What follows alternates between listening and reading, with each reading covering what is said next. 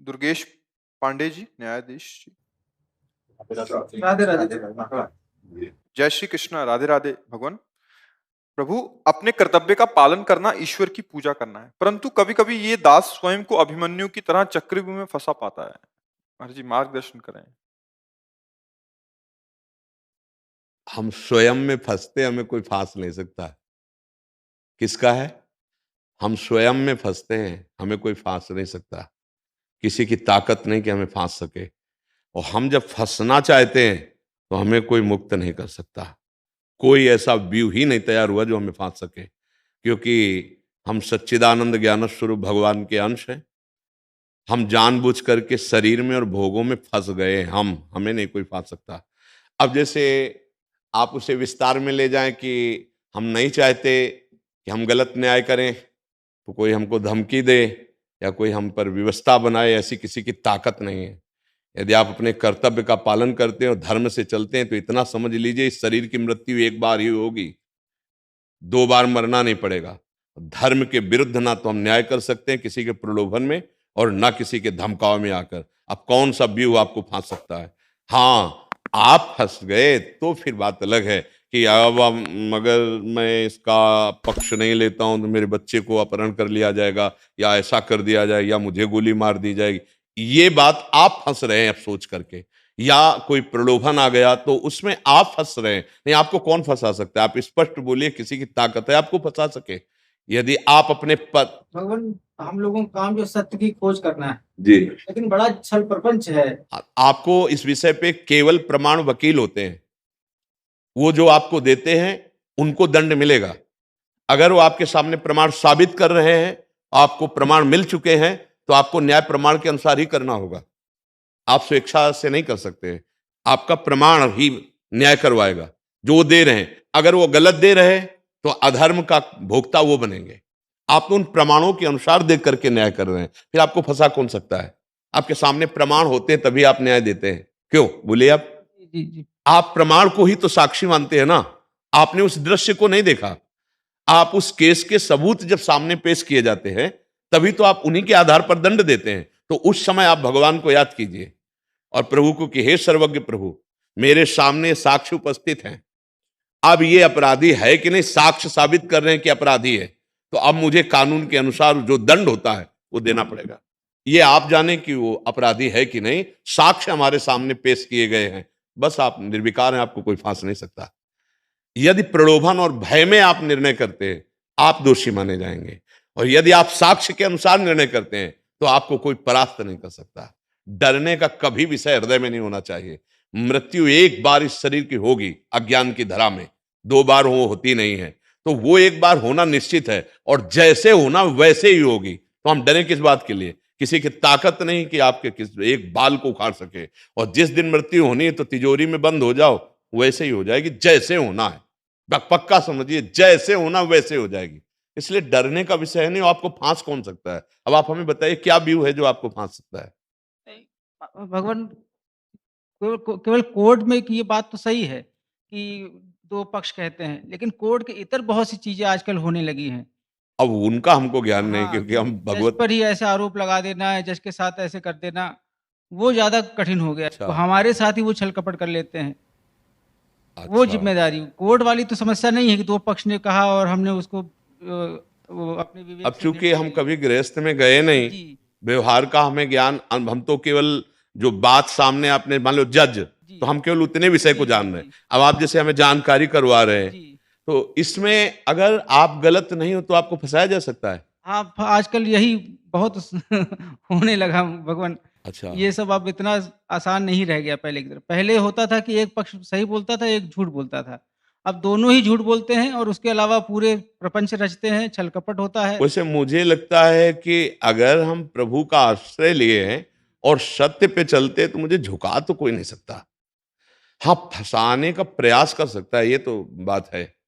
क्योंकि लेकिन अब जो जज वगैरह की अगर निंदा हो जाए उसमें, जी, गलत उसमें, जी। तो उसके लिए तो मृत्यु के समान वो हो जाता है। लेकिन आप पक्का लिख लो, आज हम आपको वृंदावन में बैठ के कह रहे हैं, अगर आप सत्य में चल रहे हो और आपकी निंदा हुई है तो दूसरा ऐसा वो स्वरूप प्रकाशित करेगा कि जो असम्मान की दृष्टि आपके प्रति बनी थी वो करोड़ों सम्मान से बढ़कर हो जाएगी।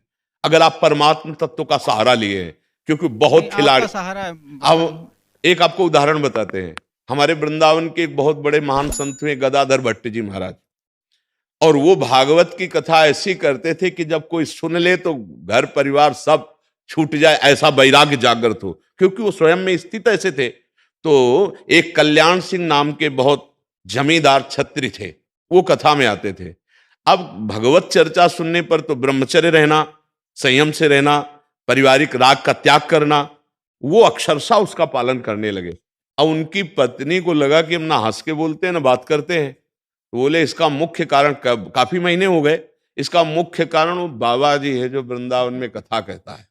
हाँ, अब बाबा जी का अगर अपमान हो जाए और फिर ये कथा सुनने ना जाए तो मेरे पति मेरे साथ पति जैसा व्यवहार करने लगेंगे। तो एक भिखारिन टहल रही थी जो गर्भवती थी, उसको उन्होंने अच्छे से मुद्रा दी और कहा तुम कथा में जाके इतना कह दो कि ये दे तो दिया, अब समय आ रहा है गर्भ प्रसव का, अब इसका इंतजाम कौन करेगा, बस इतना बोल दो, 20,000 रुपए लौट के आओगे सो दे देंगे।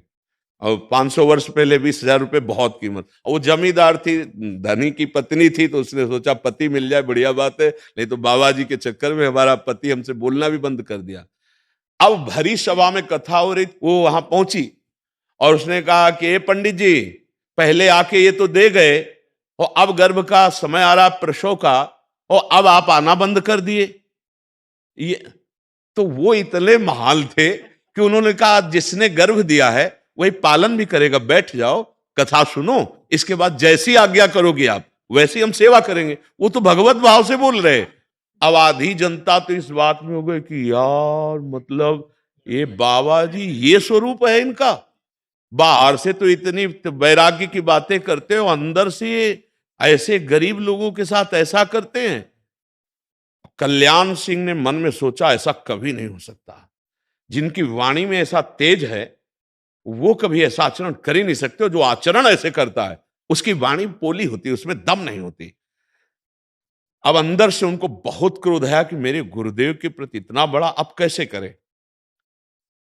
2-3-4 और जो प्रियजन थे आपस में एक दूसरे ने हेरा, साइड में गए जो गदाधर भट्ट जी ना देख पावे और उसको बुलाया ऐसे भयभीत करने वाली दृष्टि से। अब वो सीधे निकल के गए, वो तो कथा में मगन हो गए, पीछे गए, कहा सच्ची बता दो तो तुम्हें छोड़ देंगे नहीं काट डालेंगे। तुम जानती हो महाराज को, सच्ची बताना कब आए हो कब मिले। तो उनका मैं कभी नहीं जानती, मैं पहली बार मिली। बोले क्यों कहा, तो उनका इनमें से कोई कल्याण सिंह है, उनकी पत्नी ने हमको कुछ मुद्राएं दी, लौट के जाएंगी तो 20,000 मुद्राएं मिलेंगी। तो वो कल्याण सिंह ने आके कहा सभा में बोल। तब सभा में बुलवाया, सब लोगों की श्रद्धा बनी और भी बड़ी श्रद्धा उनके प्रति बनी। तो मेरी प्रार्थना है कि अगर कोई ब्लेम लगाता है आपको तो माना थोड़ी देर के लिए आपकी यश में मलिनता वाली बात आएगी, लेकिन वो परमात्मा आपको ऐसे जगह प्रकाशित करेगा कि आप देख लेना वो मलिनता आपको छू नहीं सकती। नहीं तो धर्म और सत्य की फिर महिमा क्या रह जाएगी, फिर तो हम डर कर असत्य में चल पड़ेंगे ना। कि अब हम आपको वो अंग्रेजी में शब्द ब्लैकमेल, अगर हम किसी तरह से ब्लैकमेल कर रहे हैं आप आ गए तो अधर्म बन जाएगा। फिर नहीं, डरना नहीं है, डरना नहीं। भगवान उसी में और डर नहीं है सत्य में, जी। केवल यही है आज की परिवार। नहीं, आपकी बात समझ रहे हैं कि अगर एक बार किसी भी पवित्र आत्मा के ऊपर न्याय विभाग में आप हो और आपको ये हो जाए कि कलंक लगने वाली बात है केवल। लेकिन आप चिंता न करें, सबके ऊपर एक है। आपको नहीं डरना है। हाँ, वो आपके ऊपर तो एक दाग लगाना चाहेंगे, अगर ज्यादा हो गया तो उनके मुंह में कालिक पुतवा देगा। वो बहुत खिलाड़ी है, ये भी बात आप समझ लो। आपके तो एक टिक्की लगाने की वो सोच रहे, वो पूरी कालिक उनके मुंह में। बहुत विचित्र खिलाड़ी, बहुत विचित्र। अपनी जानकारी और अपने हाथ से ऐसा कर्म बन जाएगा कि सभा में भारी बेइज्जती हो जाएगी। बात समझ लेना, जो आपको फंसाना चाहते उनके ऊपर भी कोई है। जो ज्ञानी नाम चेतांसी देवी भगवती हिसाब बलादा कृष्ण मोहाय महामाया प्रेक्षति, वो अनंत माया शक्तियों का स्वामी परमात्मा है। वो कैसे तुम्हें गिरने दे सकता है। डरना नहीं, झुकना नहीं, और किसी के भी धमकाने से आप कभी भी अपने निर्णय को नहीं बदलना। चाहे जितना कोई बड़ा हो, भगवान से बड़ा कोई नहीं है। जब वो तुम्हें सताएगा तो तुम भगवान की तरफ देखो, प्रभु अब आप देखो, संतों की वाणी सुनकर हम सत्य पे चलना चाहते हैं और ये हमको इस तरह से, अब आप देख लो, वो न्यायाधीश ऐसा है कि 1 मिनट में ऐसा न्याय करवा देगा कि अपने आप सब ठीक हो जाएगा, अपने आप विश्वास मानो उसके बड़े हाथ हैं। ये अधर्म आचरण थोड़े दिन के लिए, जैसे दुर्योधन ने अपना अधर्म का स्वरूप विस्तार किया तो पांडवों को थोड़ा कष्ट हुआ, लेकिन सिंहासन पर विराजमान पांडव ही हुए, तो भगवान का सानिध्य पांडवों को ही प्राप्त हुआ। तो मुझे लगता है धर्म में थोड़ा सा हो सकता है कि विक्षेप डाले कोई, लेकिन विजयी नहीं हो सकता। अब हम इस डर से अपने जीवन को अधर्म में उतार दे तो ठीक नहीं रहेगा, चाहे कोई कितना बड़ा हो। आप जब धर्म से चलोगे तो आपके साथ भगवान है, और जिसके साथ भगवान है उसकी विजय निश्चित है। हमारा विश्वास है, पूरे जीवन का विश्वास है, उसकी निश्चित विजय है, उसे कोई परास्त नहीं कर सकता। आप भी तो हमारे साथ हैं। हाँ, आप बिल्कुल निश्चित महाराज जी, रहिए। हमारी यात्रा जो है धर्म सम्राट करपात्री जी महाराज की सन 71 से शुरू हुई थी, हमारे चिरंजीव हैं। तो वहां से आज पूर्णता पे कृष्ण रूप में आपको पा करके धन्य हो गया हूँ प्रभु।